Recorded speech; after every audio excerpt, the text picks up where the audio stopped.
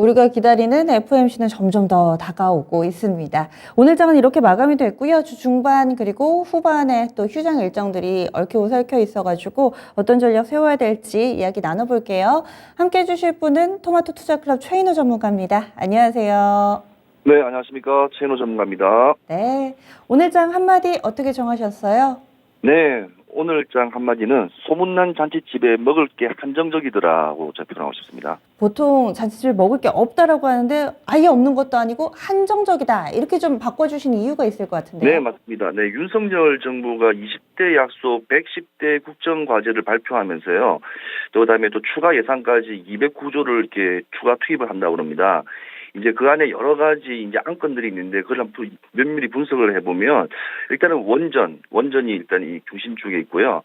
그다음 주택시장, 그다음 부동산에 관련된 그죠 일자리 관련된 부분들이 좀 이렇게 되어 있는데 좀 여러 분야 많은 산업들에서 좀 뭔가 좀 획기적인 좀 이슈가 있어서 이번 정부가 또 이렇게 또 주가의 흐름도 한번 또 바꿀 수 있는 변곡점을 그리는 또 한번 신호탄이 좀 되었으면 하는데 일부분적인 게 오늘 이렇게 주식시장에 반응한 게 조금 약간 한정적이다라고 좀 표현하고 싶습니다. 그러면 시차를 두고 그 내용이 시장에 계속 반영될 거라고 보세요? 일단은 지금까지 역대 신정부 구정부를 봤을 때도요, 보통 이렇게 한 1년 정도는 대부분 뭐 공약이라든지 이런 사안들이 이행을 하면서 뭐 기획, 보통 이렇게 발표하고 그다음에 또 여러 가지 그런 과정 중에서 대부분 이렇게 반영되는 부분들이 주가의 흐름에도 많이 반영되었고 하기 때문에 이번에도 보면 뭐 주택이라든지 뭐 원전, 일자리 아주 이렇게 민생적인 부분도 많이 끼어 있고 특히 원전 같은 경우에는 에너지 또 공급에 또 중요한 부분이기 때문에 또 그는 또 부분에서도 상당히 좀 클 것으로 예상되는데 이제 시장이 어떻게 반응하냐에 따라 달라지는데 조금씩 지금 워낙 지금 대외적으로 글로벌 시장적으로 워낙 좀 악재가 많다 보니까 그래도 조금씩 시장을 좀 대응하는 영역이라고 좀 봐지고요. 그래도 앞으로 한 올 하반기까지는 시장 자체가 뭐 금리라든지 여러 가지 원자재 수급이 좀 불안하더라도 이 원전 주택 시장이라는 일자리 관련돼 있는 로봇 사업 같은 경우에는 좀 꾸준한 상승세가 한 번씩 올 거로 좀 봐집니다.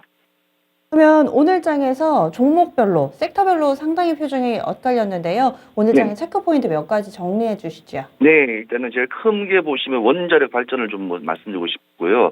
일단 인수위에서 탈원전 정책 폐기에 대한 기대감으로 좀 오늘 아침에 오전장에 좀 많이 상승했었습니다. 이제 그 부분에 대해서 이제 미래 친환경 사업으로 좀 분류를 했습니다. 원자력이 위험하고 그런 것보다는 미래 친사업으로 이렇게 하는 바람에 우진, 일진 파워, 에너토크, 서전 기전 등 이게 오전에 상당히 좀 많이 상승세를 좀 크게 좀 봐주고요. 또 두 번째 같은 경우에는 지능형 로봇입니다. 인공지능 AI. 그런데 지금 이 부분은 이제 워낙 인플레이션과 물가 상승 그리고 인건비 상승에 맞추어 가지고 로봇 사업을 좀 말하는 것 같습니다. 그래서 로봇 산업이 미래 산업 육성의 전략적인 발표에 대한 기대감에 좀 의해서 상승이 되는데요.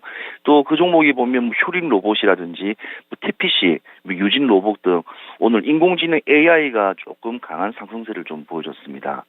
그리고 보면 전기차, 2차 전지 관련된 것도 좀 몇 가지 나왔는데요. 또 전일 또 미증시에서 저가 매수 유입으로 인해서 상승인으로 마감돼 있는데 특히 테슬라, 리비안, 루시드로 상승을 했는데 특히 테슬라는 900달러 선까지 회복을 했습니다. 또 오늘 오전장에 이제 국내 시장에 또 반응이 된 게 그거로 인해서 또 방향성을 받고 에코프로비엠, 코스모스 신소재부터 시작해서 LNF, DA 테크놀로지 등이 상승을 조금 오늘 많이 나왔네요. 그래서 시장 자체는 전반적으로 계속 매크로적인 환경으로 계속 이게 순환이 좀 빠르게 좀 돌아가는 것으로 좀 보여지고 있습니다. 그러면은 내일장에서는 어떤 점들을 봐야 될까요? 네, 내일장이 되게 중요합니다. 내일장이요, 이게 실적주들이 상당히 많이 나옵니다. 이제 내일장이라고 그러면 우리 지금 미국은 이제 우리가 시차가 다르니까 오늘 밤부터 이제 내일 아침에 이제 발표되는 기업들이 많습니다. 그 중에서도 우리 국내 이 증시와 영향이 되는 기업들도 좀 많고 방향성을 또 제시해 줄 수 있는 기업들이 많습니다. 굵직굵직한 기업들을 몇 개 소개해 드리겠는데요. AMB라고 해서 실적 발표를 하고요. 이제 반도체 대표주지 않습니까? 그래서 IT 관련된 이 업종 업황들이 어떻게 보면 이 실적에 관련돼서 좀 민감하게 반응할 수도 있기 때문에 특히 지금 요즘에 소부장 제도라 소부장 업체들이라든지 기업들이 좀 약간 주가가 조금 이게 고점에서 좀 빠지는 게 좀 보이고 있거든요. 그래서 AMD를 시작으로 해서 내일 또 반도체 대표주들이 조금 이렇게 좀 오르지 않을까라는 좀 예상도 좀 보고요. 그다음에 요즘은 또 화이자, 대학 세계 최고 1등 제약 업체라고 그러죠. 화이자가 1분기 실적 발표를 합니다.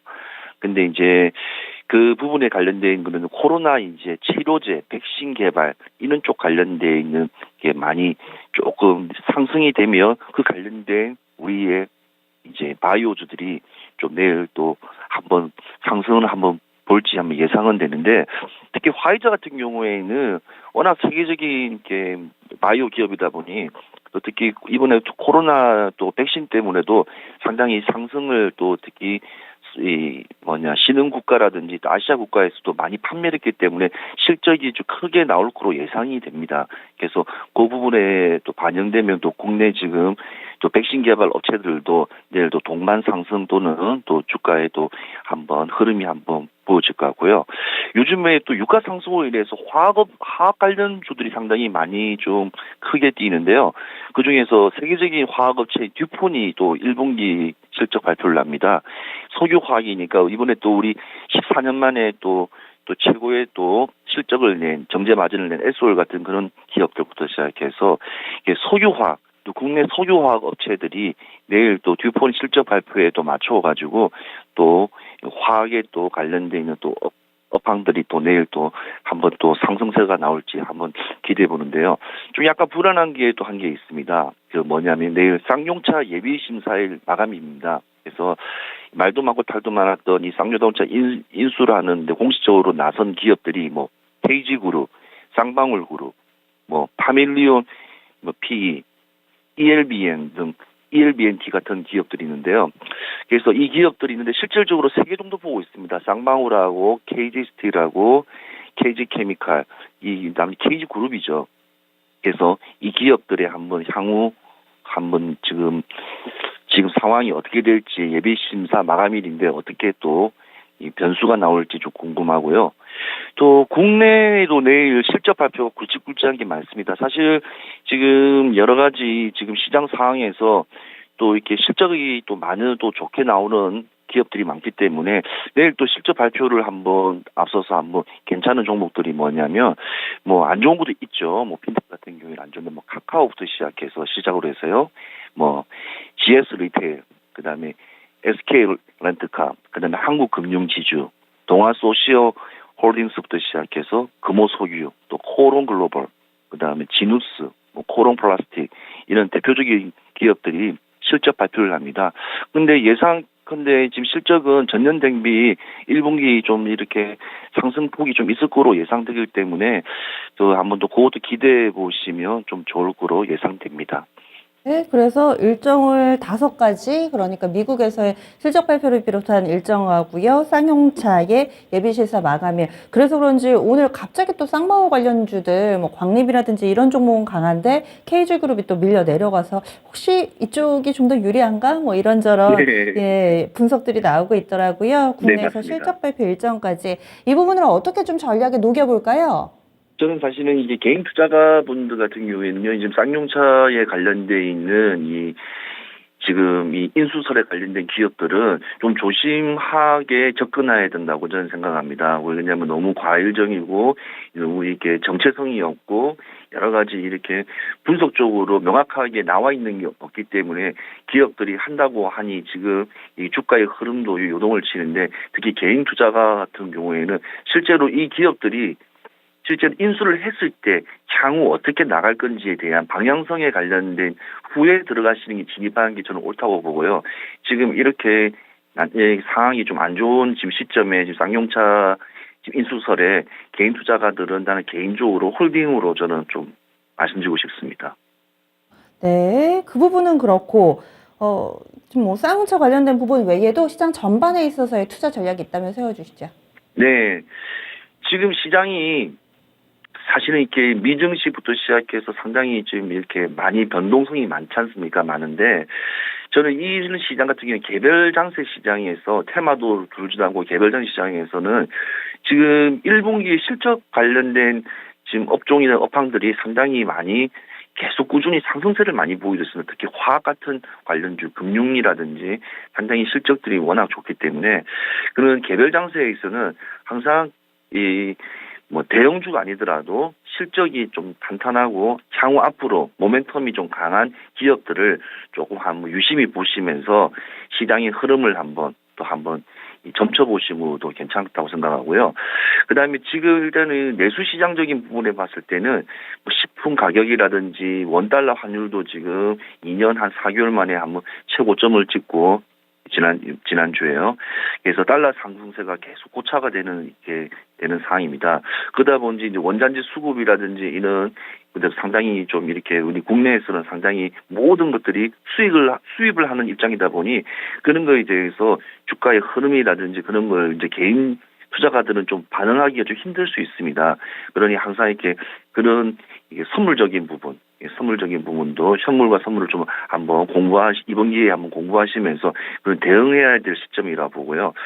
일단은 변동성이 강한 시장에서는요, 절대로 오늘같이 뭐 원전이라든지 뭐 로봇 관련주라든지 이런 종목들이 뭐 중소형 뭐 이렇게 그 건설주들이 이렇게 좀 상승을 할 때 같이 올라가기보다는 그래도 시장에서 약간 조정을 받거나 그럴 때 눌림목이 들어왔을 때 그때 내가 나가 진입을 했을 때 수익을 얻을 수 있는 목표가를 먼저 정하시고요. 그 다음에 내가 손해를 봐도 괜찮다는 손절가를 정하시면서 항상 대응을 하시는 영역에, 그러니까 주식은 항상 대응의 영역이니까요.